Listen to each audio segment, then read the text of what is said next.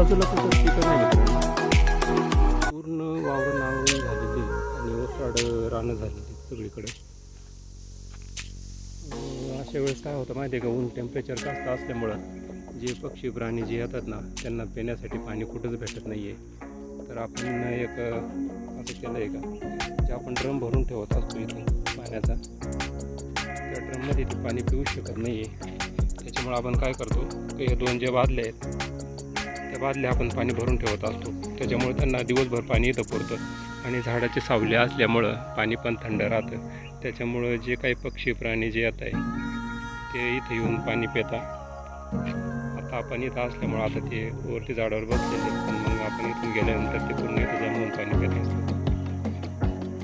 आपण पण असं करा मित्रांनो, पक्ष्यांसाठी प्राण्यांसाठी पाण्याची सोय करा, सावलीमध्ये करा. झाडाच्या खाली केली तर अतिउत्तम राहील.